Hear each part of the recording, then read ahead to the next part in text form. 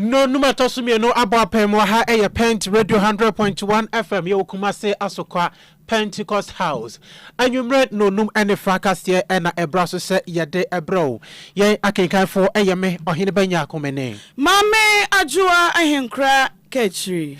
Yana adwempa hene yenda na se wone kwabna usoduo mi wono ena eboa yebo ya chidomadi free newsroom so ena technical room wono DJ Richie ena te wono ma wo streaming live wo Facebook na YouTube ede emayen na enwumre kase no ensam no dia edi emu akotini bi enie ye bebo remu na yakwa kopiema ewo teshinunwa area Church of Pentecost ehonso eye retirement service ekoso enanu kwesiada apostle kumila bi ene kasa yede hono nsam ebebrew trade minister akwa Paul fertilizer plant bi awontema sika wo mode esiye eye $3.5 million ebeboa awrokocha honsam also for no na hwe eye kwantu anase kwantempo ensam eso ebokoko esi obi bia wakosi dan wakosi kiosk edi esi babia keteke kwan nam dia ene wankasa kotam wade so anyasa obedwiri ni nyina edi atoagu kasa fidie bi enenam emmonten so na sanfonyi na enenam monten so no eye onipa bia wo kwagya yaresa ewo Ridge Hospital na adokotafo ayi wo mani afri ne so na mpanyimfo wo ho aba bechem sese die video ni si circulate no enye sanity oronyafo afanyoma case wase se abanya ntimi ansori entu galamse ase na se otwen masra ni biewu ansan wapagya ne dibremu a ene na faso bi eni so ensemweni afoforo pi ena samufo samoni atena se anwumre yi yade so museno numpa mu kase ewo Pent Radio 100.1 ena se obolo ye tabiri ne de ama ohine respise se na fe so ohine no dairy powdered milk se nei wonom abeso yase osika fam misi unya bigu fie bema anija ba ofie anija ne ebefiri aduane a ede esanse fie be da na firi aduane so be da ohine na ma ne de intunya bia ebeboa papa ama ofie ayede de ade hye ye twa hutia wane agya bofo enkrato yere kase ne nkyeremu ebeto a so sesia Midofo a minni ho gro na say die oduane ni damo ayesronko ani omura ohere spices abefi aduane de ayesronko ohere chicken seasoning so tutu uchi ama ye akoko no stew seasoning ba mamaje jollof seasoning na musham ni odew fried rice no kra die ohere fried rice with Friday apunchin kakram medu ohere samno na senira ohere seasoning powder yawoni beef shrimp noodles and the efise medie nenso aye de ohere spices daily and we dromu at phone for 020-780-5398 and 0244-52 more koba at the back as yene so fe yemu romu emfa Church of Pentecost mo a wonombre asoso wako ahomegye mu no ye wosom fe edija won kwan won be se enwotwe ye di kan sha se di frisunyane ye do abesen koso ame enawia ye do ko enkoko anwumre ye do ko akopiem ewo teshi nunwa eye ro ede bat na adwuma mu a emeye we eye apostle akana you want to mo de chawe wo wo de ka wo ye nyame afra na wanya nkwan e ka somo no amanya ododuma horo ewure oba somo aka oba ku ede aba full time na fin so part time ho na wo de sorry position na se dibre bia ye de ama wonu nturi ba beto obeti so na opagya na wo de adi omanfo anase afoforo ani eti nyame de ba bedu ha nyame ka sesa ne se ministry a service not radio ewo kinu mo ko ba she na kangla no asano nu shi ake so mo nu chumo o ake wo de bonafe o so mo ka emingele ba bia nyame de ba bedu efi nu mo ka ba she sa dwumam ye ake nu chumo mre sa busia pani ake wo kunu ba sa ya smafo ake bofo sa ya tin bia nyame de asawo se sa de sum nyame ani ni penti ba sa ti ase eyo so na nya akokonko esam kufe ku ni mo tefe bo ni yen lo minta no nu shi ake ejiso mo nu chumo je ake obawo eno no oba nyenye me anu Bishop 1 Peter chapter 4 verse 10 ya obia oduma wanya finya menchen yemfa nsonsum ya radio ya medi odum adum ye no ko kana ke preto rola into edwakuku ni jinyuma echon waka mo fia mo domo ni keri ni mo ka dro wo ka somo wo e ta ke mo ni dro mo ni mo ama be bia odon ni no ya ma odo aba baby a person kuminya wono young at radio any I am here at the penny. Any Apostle Alexander Nanaya Kumilabi, immediate past General Secretary at the Church of Pentecost, one and a area head at Ashaman Church of Pentecost area na mono. Free Nyamisamona Yamra Arokocha more ensem. Na fertilizer dear dintin my ewokia yom nem pempinom na yekra. And then was one for was said dead when Samson the Manyan for Elizabeth for Sue Ejare.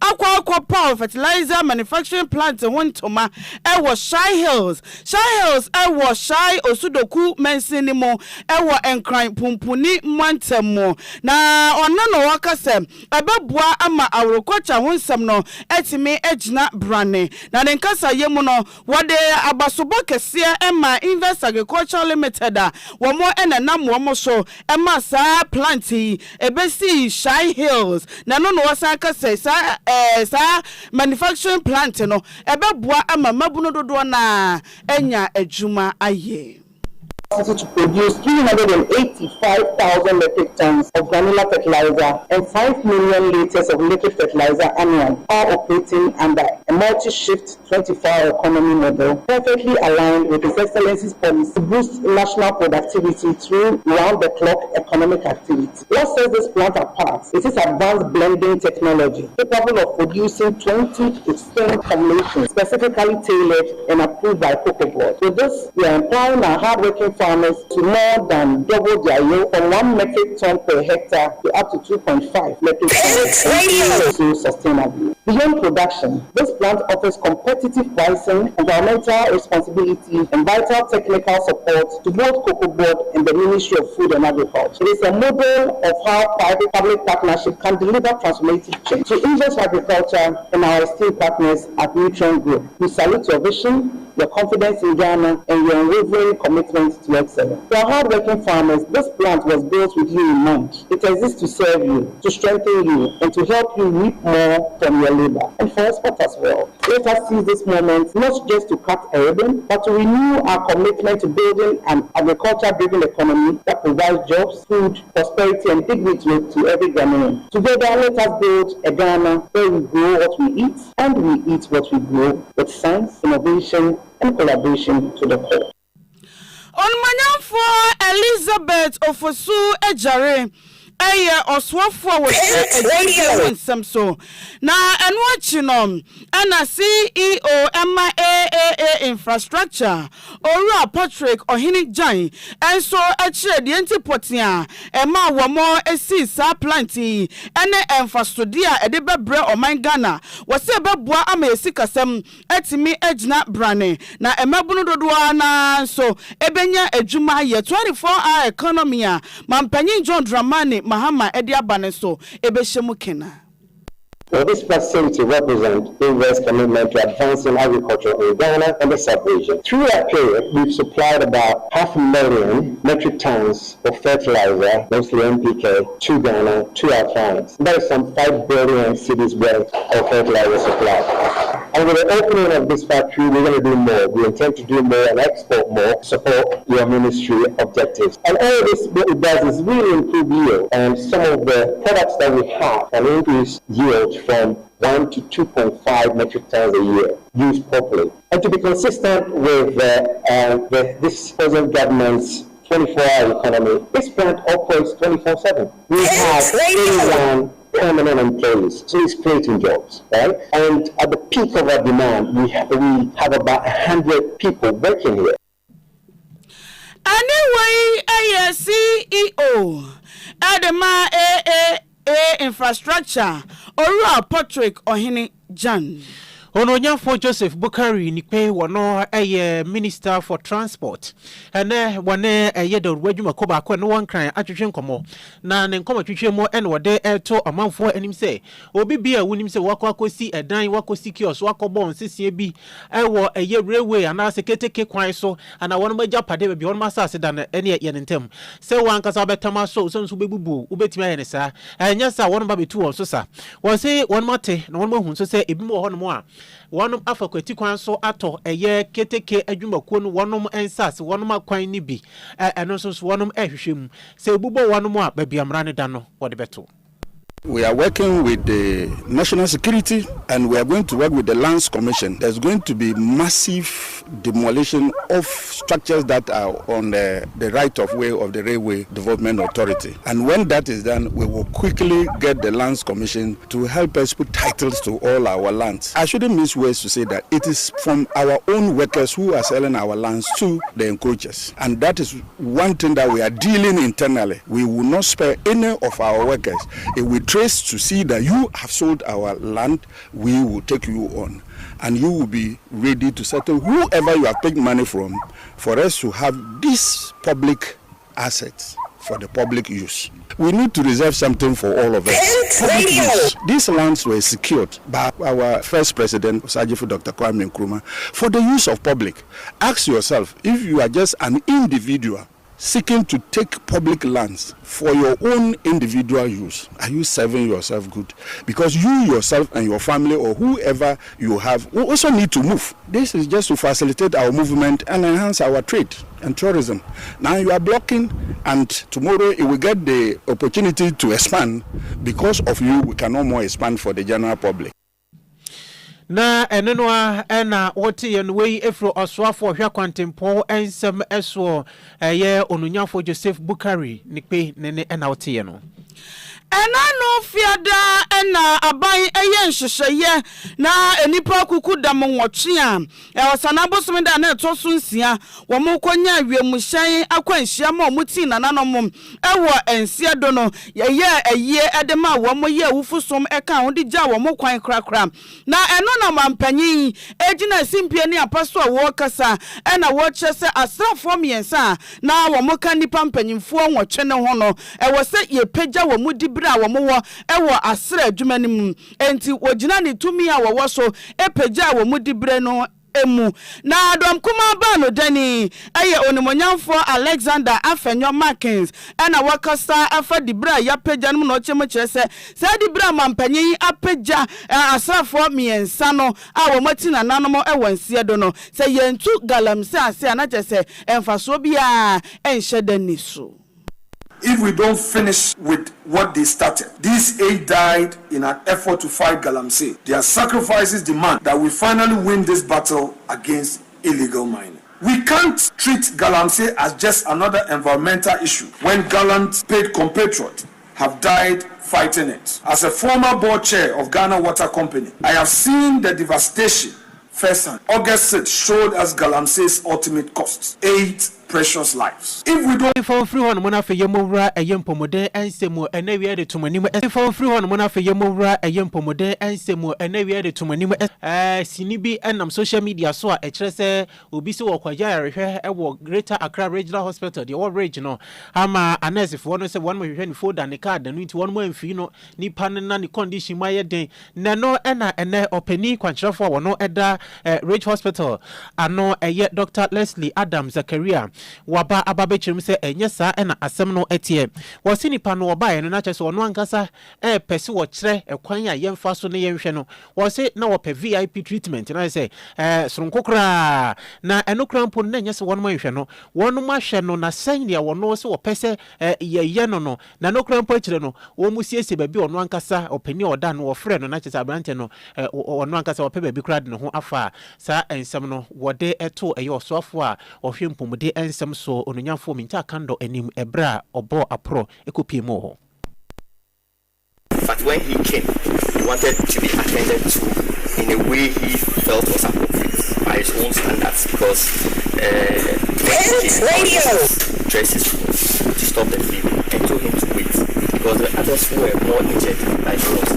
And that's when he got offended and took the video started. And this was just a dry area where... So it was the patient himself who was making the video? Yes, he himself.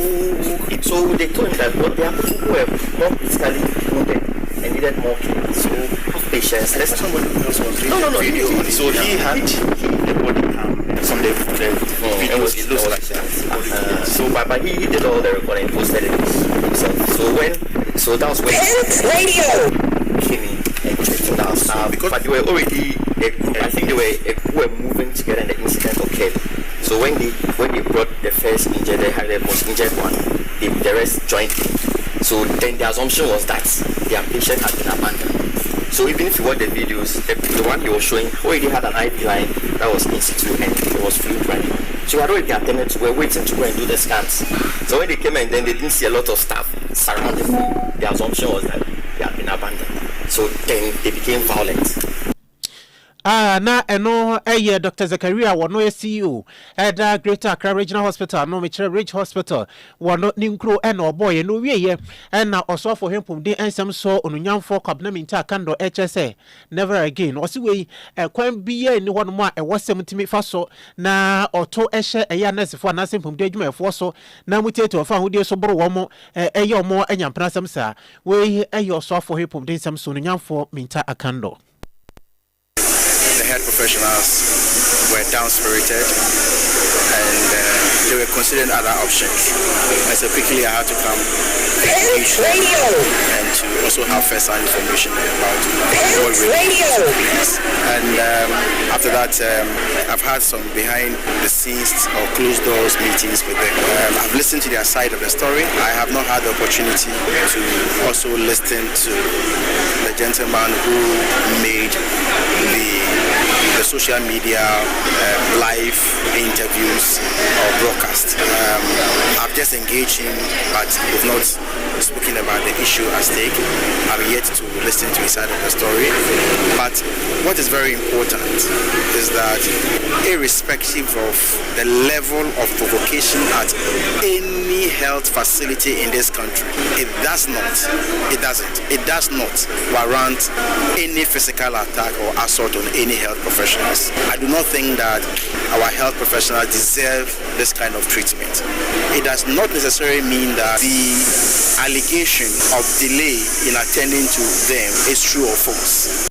Na no watch say science won be hwim na baby a was no kro ne da na say baby no kro won won akwakofa no won de ye adwuma no watch say we bo won nka ye tie won na so pa say was won etimi ayire bambo mu edema epomude adwuma yefo said ye be ya wachina bi obintimi nto ema mehye adokotafo na nurse fo so embrim wo mo enye se de ope ema ne nsan nwane. As I've stated already, no matter what, there shouldn't be that physical assault or attack on our health region. And let me also make the point that we will investigate the alleged delay in the healthcare or in the treatment of those who were involved in the accidents. And this has also brought to fore about the security of the health personnel, especially at Ridge Hospital. And I have instructed that must continue, and we must put measures in place to prevent the reoccurrence of this particular incident. The law must take it on course. So I think that the issue must be investigated. Ayo ononyamfo kwabna minta akando sofo ohwe mpomuden ensem so na ensem krona mu ana Ghana Registered Nurses and Midwives Association ama aban donhore aduanan watwe 48 hours say womonso na abrantia ye friend say Ralph St Williams ene nipa bia womodo womonsa keka nurse for more Ridge Hospital na enam so ema emu ba kokra wada ayaresabia agi ayarehwe no womonche no na womonche nipa na eka ho no enka ho sebeya asotwe bia sefata wo ebetime ede ama wonom Dr. David Tinkran Chum eye twotwofo edema Ghana Registered Nurses and Midwives Association na no disemni.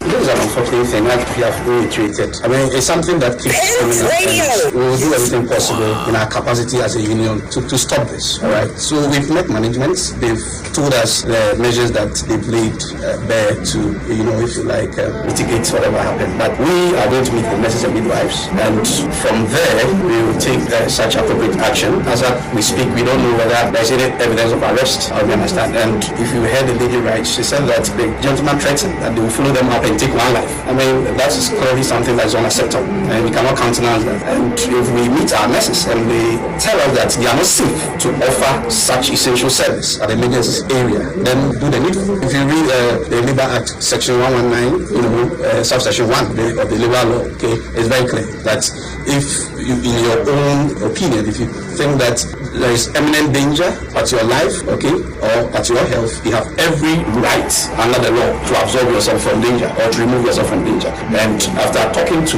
the nurses and getting to know whatever has gone on, we will take such remedial actions to guarantee their safety. Dr. David Simkran Chum, General Secretary, Emma Ghana Registered Nurses and Midwives Association. Afe mamemfa wo entwaso na yemura ensam hodo emwen. Akato na bro na chese ekwetia by election no enya adruso a eno no na enya aba. Akabe se na watwimienu pepepe na akwetia by election no wode ahyehyɛ so na ene abato commission no etunsa de frɛ eye political parties anase abato anase amanyuku ahodo na afensu police adwumakuo no wonom ekokoye enhyemu de na se na owura Benjamin Bano Bio wode etudwa ese wo kyerɛ nyame yadoma wonom ebɛhyɛ ase na wonom aprinte eye ballot papers a yɛde bɛkɔ akɔto aba ɛwɔ ekwatia by election wonom nyina na owura Bano wono eye director of electoral services ɛwɔ electoral commission wonom wono nanu disemu a wode etudwa no ebi enie.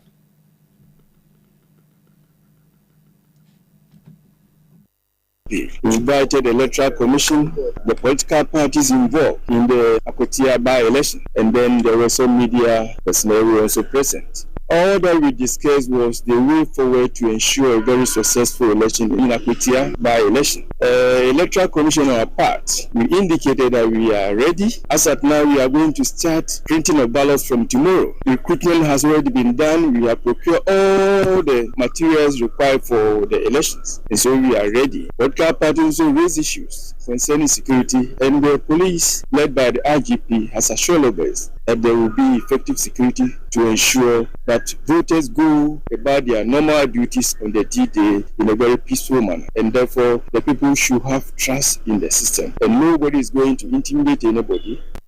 Na no wacha se no kwasem wonum kokopie mu e wo honom no amanyuko awodo no de wonum so adwenkyere wonum hawo eto wonum anim se sabio ne watia de owaka ne ya na ohusonso no krampo a wo suro odwane ni nyina ne se Ablekumanov abato mpasu aisui de kokopie mu wo honom nti bambo ho nsem te se no wache so police adwumako no so aboya no ba se bambo de wonum ayire mu keten a enya de a bibi anapane bi betimi afirimpo de awo obi eno so Ura Bano Bio Ochiri Musei.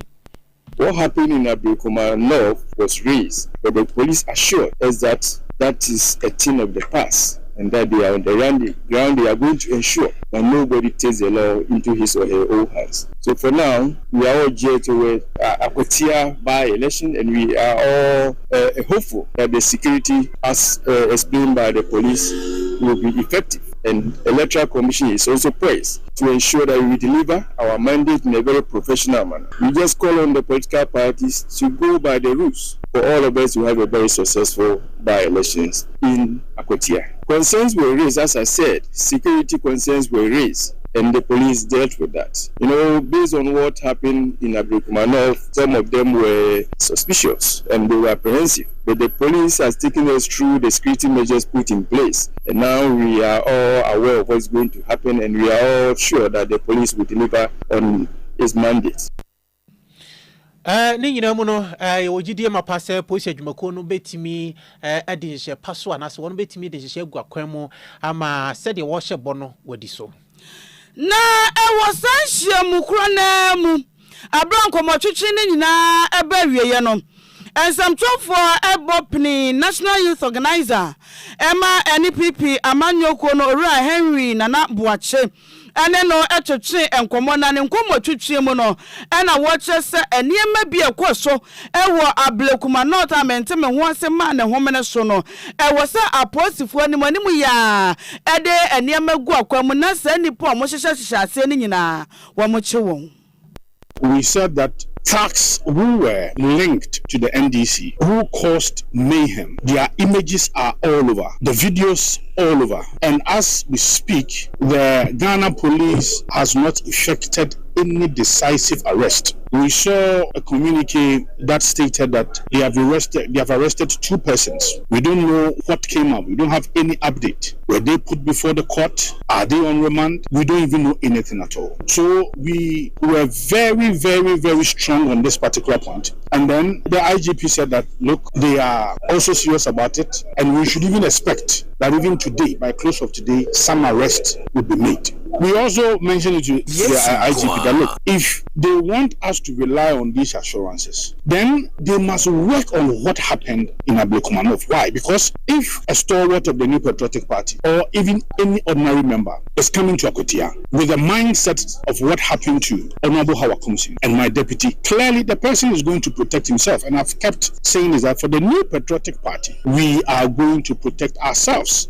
And self-protection is well stated within the laws of this country. So the Ghana police should give us that confidence that they have dealt with the Ablekumanov issue. We have 2 more weeks to go, and I think that we still have a lot of time for them to make some decisive arrest and put these hoodlums, these thugs, before the law court. Henry Nana Boache, National Youth Organizer, Emma NPP, Amanyukuno. Ya sorry kasiano so na ye mo enko amanone ensemu na ekopie mu a na ye ko Ukraine afin so eye Russia wonom entem entokwa ewom na ene na watwi atwam na wie ye owura Putin na wono ye Russia mampani obohwi eba eye Alaska obabehia eye omampani Donald Trump ene adehie na wankasa unhu player another player escort na ene nanka ebeka chese kona kohwe na enyasem kito security de esoro form nyina na chese bambo ni emu ahire kete B2 ya wonom ede bomb ekoko say Iran for wonom bomb akode wonom eye ebi na na di Russia mampani na aeroplane na afen so mampani Trump bra omko Alaska no plane nyina na chese enan mienu di ha wonom etena ase wie no enkonwasi a wonom asi ye no wonom kasa wakasa ye ni nyina no de ekoko wie ye na chese wachese arehemu wo ho se Ukraine to kwa no eto betimi atwa na mom ceasefire anase etuo ejana anonjo kakra ne de enya de a ebaye na no wachese enura hanwumre na Owura Zelensky so ebo na taban mu ekọ eye White House ekoko hie omampani Donald Trump ma wono so wono ne kokko ye nhyiamu de ne kọ so woni Putin nhyiamu de na de firi wono baye ni nyina no ene jesem kakra ne wom no ene se wasi ene Russia mampani waja to se Ukraine se woja Ukraine Obama eye Western and say Europe na face America and bebo Ukraine ho ban enya de a Russia ebeji Ukraine e de aka ne de ho anase wo befa afei wono bewe se etuo enkwatwere babia twena ntokwa na etuo ntwa omampani Donald Trump eche se o warehye mu mapase enche bia ntokwa na etuo betwa sanse wo hyehye se Owura Putin na afei so Owura Zelensky ye amamienu no wono betimi ahia na wono asi nkonwa na ne babia ntiase na pam ewo no wono de wonsa akohyase arehye ekase ni nyina asi dia edi emakotini bi ene se Kani General Secretary the Church of Pentecost Apostle Kumi Labi ede ato asofo na afei so elders asompanifo anim say afrawa osom adwuma na mom enye position na wose udidi enkrofo ani Oswafo was adwade wonsam so apau fertilizer manufacturing plant hontuma ebeboa awrokotwa dwumadi Oswafo hwa kwantemponsam so chese wasi edan bi anase so wakoye bibi e de siketeke kwamu a kona koyi firi ho ansa na wono mankasa tu so sa asrafo miensa wo mohwere wo monka osanabo somenda na etoso ensia na yapagya wo mudi bra na omowo ewo asra adwumanim no minority leader se ehunya se yentu galamse ase a Posi for adwumakuo no ede ato eyamanyuko ahodo na afi so abato commission anim se akwatia by election ebe yasomwie ensem wei afoforo pi eka ho na asamufo asemo na yetena sede so mo se enwumre nonum pay mu kase ewo Pent Radio 100.1 Yena kwabena so dio me na afi so adwempa hene Kofi Mensa yena won mo ase papa won mo ene boy chidom edi free newsroom won mo na afi so technical room no se Richie DJ Richie ba ko pe ono a na etena eye computer na chi streaming live ewo Facebook ede emaye ene DJ for me DJ dancer and afi so DJ Richie won na boy adwuma no kama ede emaye and as PAC na se oboro ne de ma ohenere spice sasa se wono na atu ni botum se be ma hayi sika ede ababe boy chidom ama wonso wote yen ka ba bibia wo na yen akeka fo na yeme ohene benya akomene mame ajua ahenkra kechiri ya mammo anitie adehye nyame yadoma ochina anopa enso obesan atien kasa me medane me ho me ba me de enkai boda yapono so me de bebro background me do for a